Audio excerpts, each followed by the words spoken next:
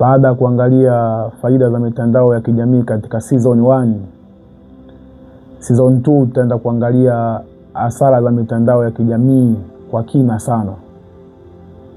Mitandao ya kijamii imeweza kufanikiwa kuathiri jamii katika mambo mengi sana. Hapo zamani jamii ilikuwa katika ustaarabu wa kufanya mambo ya hekima na busara katika mwenendo wa maisha yao. Yaani zamani mambo fulani yalikuwa ni vigumu sana kufanyika katika jamii au hadhira ya watu. Lakini baada ya kuja mitandao hii ya kijamii, hayo mambo yakawa yameanza kufanyika, mambo ambayo jamii hapo awali ilikuwa haifanyi kabisa. Madhara au zara kwanza la mtandao wa kijamii ambalo lililoathiri jamii kiujumla, tunasema mmomonyoko wa maadili. Tunaposema mmomonyoko wa maadili, hivi sasa jamii yetu imefika hatua mbaya sana katika eneo la maadili. Watu wamekuwa wakifanya matendo ambayo yasiyopendeza jamii na mwenendo ambao unaoathiri jamii kiujumla.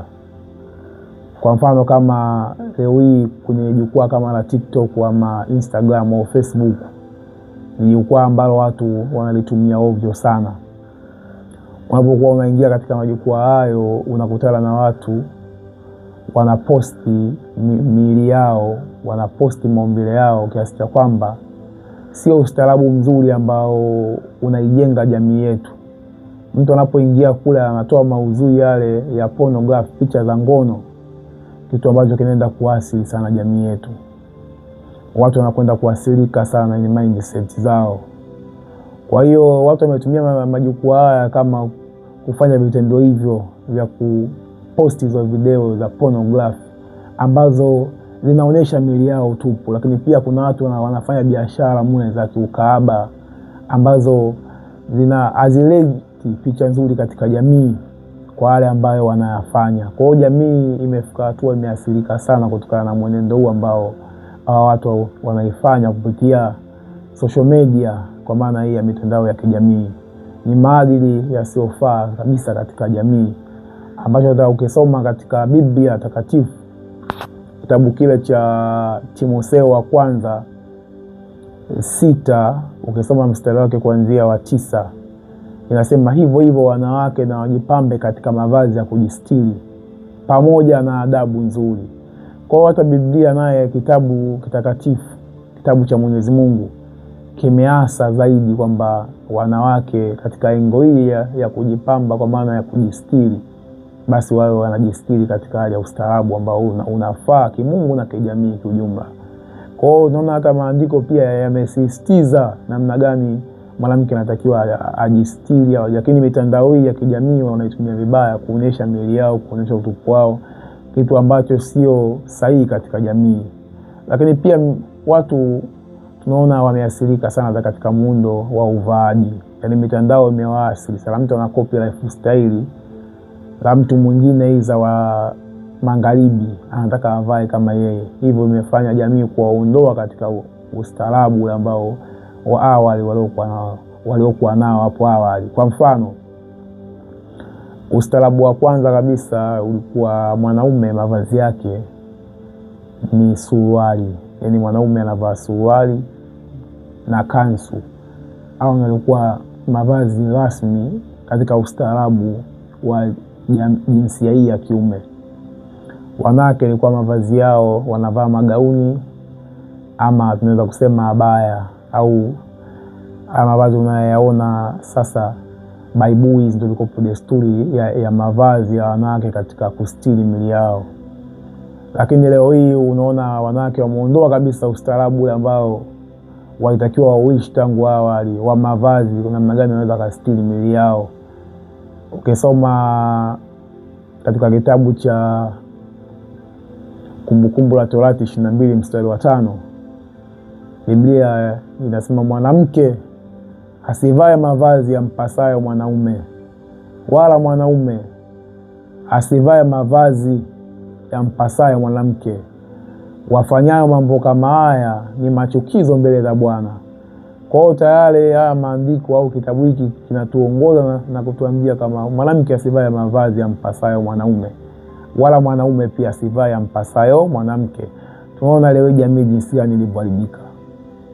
Wanawake wanavaa mavazi ya kiume. Nishasema muongozo kama mavazi ya kiume ni mavazi gani? Ni suruali. Tunaona jamii yetu imeharibika sana. Wanawake wametoka katika ustaarabu wao wa mavazi. Wanawake wanavaa nguo za kiume, wanavaa suruali ambayo ile mavazi wanapokuwa wanayavaa yanawacholesha maumbile yao. Unajua wanawake wameumbwa tofauti na wanaume katika maumbile. Wao maumbile yao yamekatika.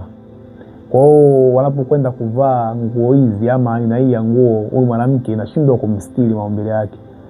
Kwa hiyo inaonyesha kama ni mtu ambaye hajavaa kitu, kwa sababu inamcholesha kila kitu, viungo, jinsi alivyo. Kwa sababu kweli inampelekea mtu kumshushia heshima, hata hadhi ile ya utu katika jamii. Ndio maana jambo hili limekuwa hatari sana katika jamii, katika engo zima ya maadili. Maadili yameshuka sana. Ndio maana mwisho wa siku Mwenyezi Mungu mwenyewe amezuia. Hata ukisoma katika kitabu cha Qur'ani pia 24, ukisoma 24:32, ukisoma Qur'ani 24:22 imeelekeza ustaarabu wa wanawake katika mwenendo mzima wa maadili ya uvaaji. Kwa hiyo ni kitu ambacho nature ya maisha imekataa, lakini pia hata vitabu vya Mwenyezi Mungu vimekataa. Lakini ndio jamii sasa ilikofikia tayari. Watu maadili yameshuka sana ya uvaaji. Maadili ya kwenye mitandao, posting za ngono zimekuwa nyingi sana. Tunaelekea wapi jamani? Hii ni madhara ambayo yamekuja kutokana na kuanzishwa kwa social media, kwa maana hii mitandao ya kijamii ambayo inaweza kuwakutanisha watu kiwepesi, lakini watu wanaitumia mitandao hii katika kuwasilisha vitu vyao visivyofaa, na jamii pia kuharibika sana kwa hatua hii ambayo tunaona sasa tumefikia kama jamii. Lakini pia madhara mengine makubwa zaidi ya mitandao ya kijamii ambayo jamii inaikumba, tunasema life pretending, yani maisha ya kupretendi. Jamii ilikofikia vijana ama watu wamekuwa wanaishi maisha sio yao. Ili mtu kwa sababu kisa tukamwona labda Diamond Platnumz anaishi maisha fulani, anaishi maisha ya kutokufanya kazi fulani, vile tu anavyoishi basi unakuta jamii ama watu wanataka kumkopi Diamond ikiwa wao hawafanani naye. Unakuta mtu sasa anaanza kuiga mwenendo wa maisha ya Diamond. Kwa mfano, Diamond wenda anamiliki labda simu ya aina fulani ya gharama sana. Sasa mtu anataka kufanana labda na Diamond, anaamini kwamba kumiliki kitu cha thamani ndio uthamani wake yeye utakuwa mkubwa zaidi. Kwa hiyo unampelekea huyo mtu kwanza sasa kulazimisha kutumia budget ambayo sio ya level yake. Anaenda kununua simu ya gharama hizo milioni 3, milioni ngapi, kwa hiyo ili tu afanane na maisha ya Diamond namna gani anafanyaje anavyoishi. Kwa hiyo hii mpelekea kuharibu akili za watu. Kwa hiyo mtu anapokwenda social media akimwangalia mtu fulani maisha yake, naye anataka afanane naye yale. Lakini pia watu wanaepuka hata kazi za kufanya. Mtu leo anashindwa kufanya kazi ya inafanya, anasema kwa muonekano wangu nataka nifanane na mtu fulani. Bwana, haiwezekani mimi nifanye kazi fulani. Nitaonekana vipi wakati mimi nataka muonekano wa aina fulani? Kwa hiyo watu wamekosa uwajibikaji katika maisha yao. Wamekosa kujihusisha katika kupambania hatima zao au maisha yao kiujumla. Yote sababu ni mitandao ya kijamii. Pretending, watu wanaishi maisha ya maigizo. Wanataka kuonekanika wanavyo hafu hawana. Na nishaisemaga mara nyingi sana, asilimia kubwa watu wengi umaskini wao umepitwa kwenye vitu vya thamani, ili tu haonekane kama ni mtu wa aina fulani, anafanana na mtu fulani wa mtandaoni, anataka kufanana labda na Diamond au labda Harmonize. Kwa unakuta mtu anaanza kuishi maisha ambayo kusema kweli sio yake. Jambo hili linampotezea muda, anashindwa kumove katika maisha. Lakini pia jambo lingine la athari ya mitandao ya kijamii ambayo imeingia katika jamii, tunasema ni swala la addiction, yani uraibu. Hili ni eneo moja pana sana ambalo limeathiri jamii. Simu unapoitumia inatakiwa wewe ndio icontrol simu, sio simu icontrol wewe. Kwa hiyo unapopata na tatizo hili la uraibu, simu inakucontrol wewe, yani simu ndio inakudrive. Kwa mfano, wewe una limitation ya matumizi ya simu. Yani kuanzia asubuhi mpaka jioni upo social media. Hakuna kazi yote ambayo unaifanya, hakuna mpango wote ambao umeuweka wa siku hiyo. Wewe ni mtu ambaye tu wa kuingia mitandaoni muda wote na kufuatilia stories za udaku, za umbea ambazo hazikusaidii lolote katika maisha yako. Kwa mfano, mtu anaingia mtandaoni anafuatilia leo hii Zuchu kala nini. Itakusaidia wewe nini katika maisha yako? Leo chakula kala Zuchu, wewe unakifuatilia. Wewe kitakusaidia nini? Unafuatilia maisha ya watu, leo kavaa nguo gani? Wewe hiyo itakusaidia nini katika maisha? Kwa hiyo watu unakuta wamebezi sana, muda mwingi sana mtu kwa mtandaoni. Anashindwa hata kufanya mambo yake ya msingi. Yaani simu inamdrive wewe. Mara nyingine hata barabarani mnapokuwa mnatembea, watu wanakosa mpaka na magari. Yaani anashindwa kujua kama huu ni wakati ambao unatembea barabarani. Attention yangu kubwa sana natakiwa iwe barabarani, sio kwenye simu. Kwa hiyo unakuta mtu simu inamuendesha yeye badala ya yeye kuiendesha simu. Kwa hiyo ni eneo ambalo watu wengi sana wamepatwa na uraibu, addiction. Mtu aambiliki ashikiki. Kijana anakaa kuanzia asubuhi mpaka jioni anaangalia movie tu. Yaani huwezi kupata muda wewe wa kukaa kuanzia asubuhi. Kama kweli una dream, una malengo, unahitaji kufika lengo fulani, huwezi kukaa kuanzia asubuhi.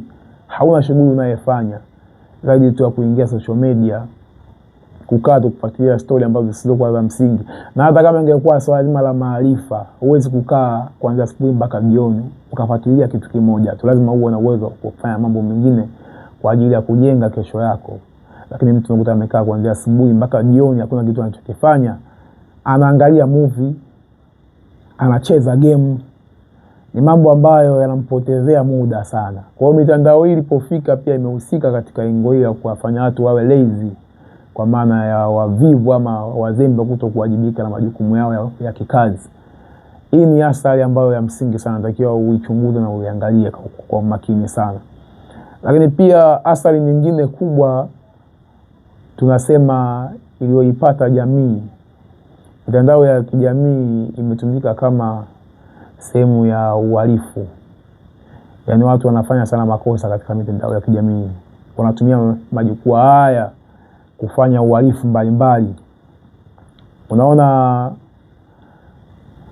watu wanaunda magroup, watu wanawasiliana katika kupanga njama au kupanga mpango wa kufanya mambo fulani ya kihalifu.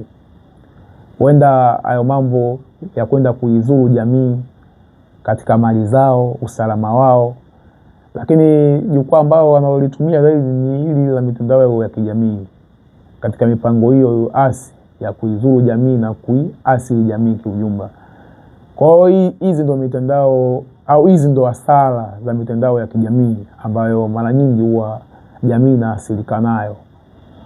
Kwa hiyo niseme tu kitu kimoja kwamba simu ni kama kisu. Akishika mwema atakatia mboga, akishika mbaya atachinjia. Kwa hiyo ni maamuzi yako wewe sasa kuchagua utumie vipi simu. Utumie kwa ajili ya kupata maarifa, taarifa na fursa za kibiashara, au simu utumie kukuharibu fikra yako wewe na maadili yako, lakini pia kufanye kuwa hata mzembe kutokuwajibika na maisha yako. Hilo mwenyewe nakuachia.